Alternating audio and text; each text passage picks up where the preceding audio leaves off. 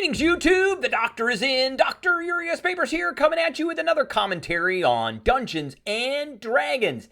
And today we are going to talk about the spell Slow. I've got the Legacy version up here. Right now, we're going to talk about the Legacy version, how it compares to the new 2024 version, because there was a pretty big change that happened in this spell. We're going to talk about that. Compare, contrast. We're going to talk a little bit about some classes that go along with Slow. But first, don't forget to hit that subscribe button. If you like this video, hit the like button. If you have any questions or comments, please leave a question or a comment. And don't forget to hit that notification bell. All right, so right now I have the Legacy version of Slow up. So just in summary, this is a third level spell.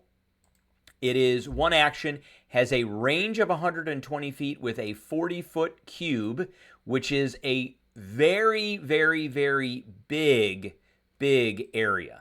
That is a massive area.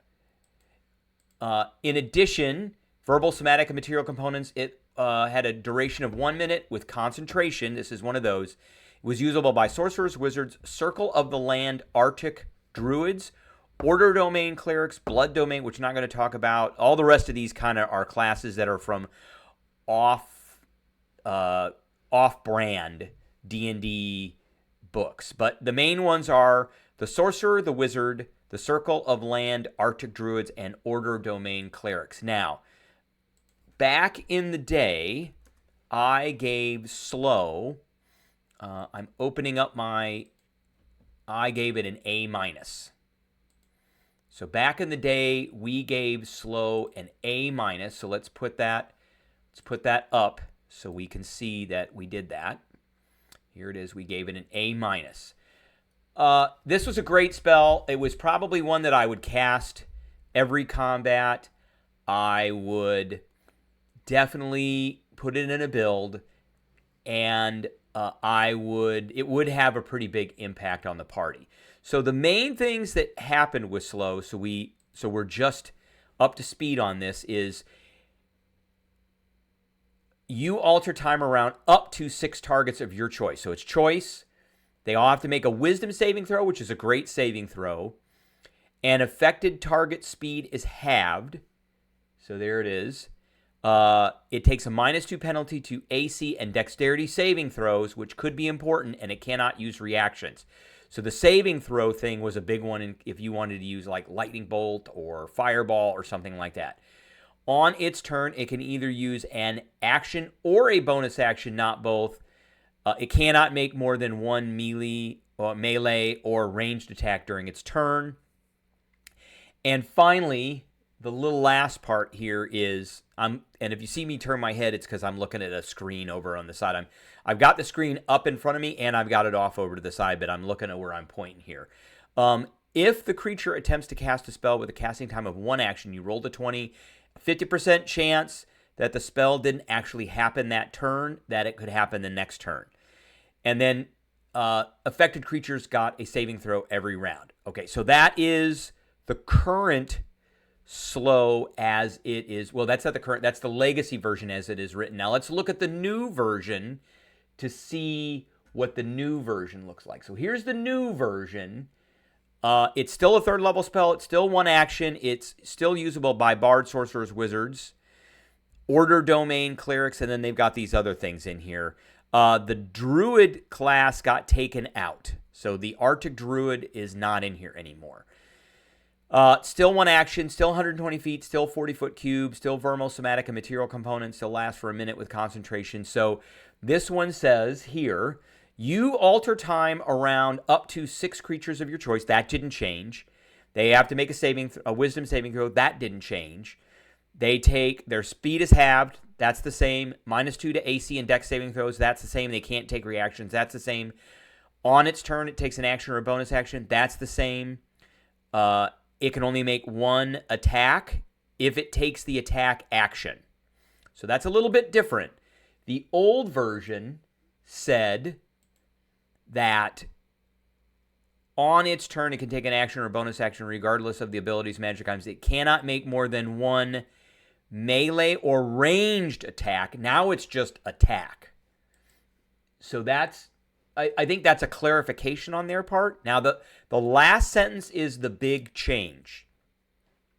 So in the legacy version, if we cast a spell and we're being affected by this, we rolled a 20, and if we got an 11 or better, then that spell, and I'm going to sneeze.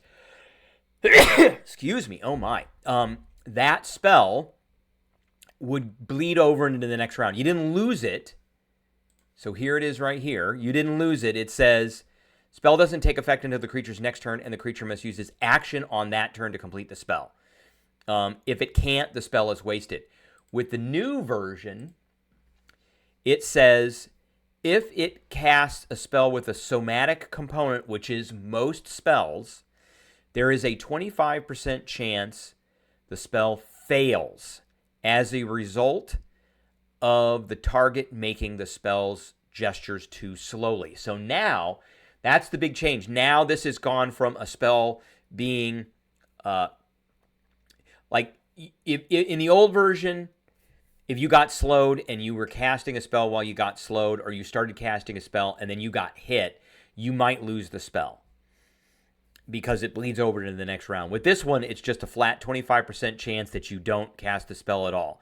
So 25% chance is essentially a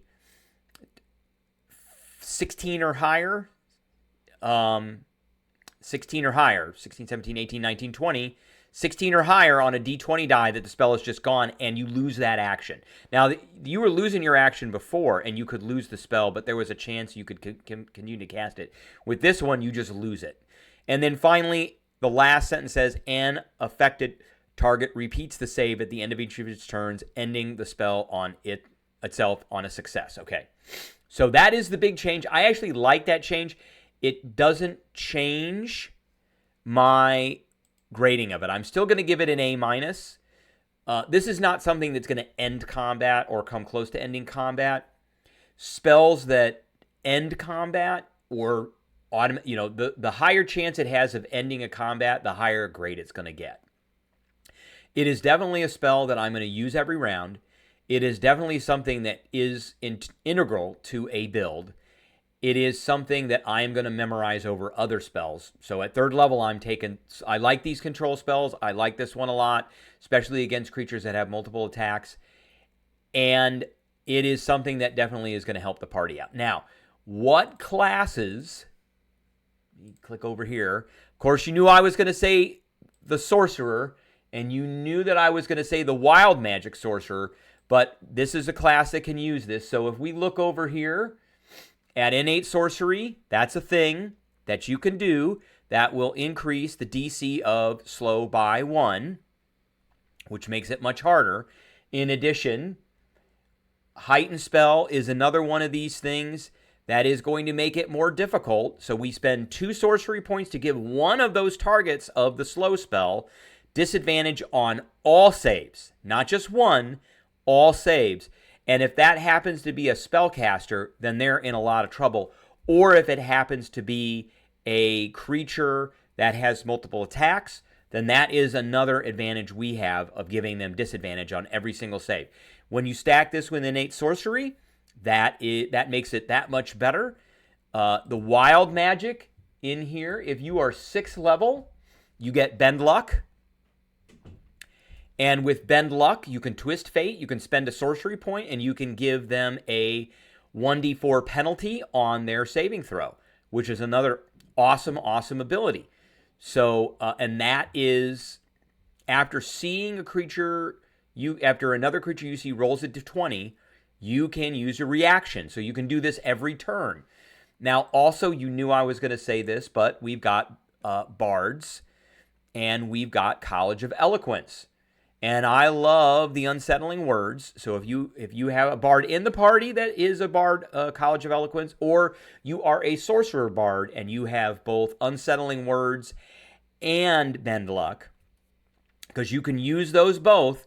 You use your bonus action on your turn, you cast a slow spell, you give them a penalty with your inspiration die to their saving throw, and then when they go to make their saving throw at the end of your turn, you use your reaction as a bend luck sorcerer, a wild magic sorcerer, to bend luck, and they take a minus 1d4 penalty to that saving throw. So all in all, I think the new spell is pretty good. It is essentially the same, except for the 25% chance that there is that a spell fails on a target if they are casting a spell with a somatic component. All right, that is what I have for everybody today. I appreciate everybody tuning in, and I will catch everybody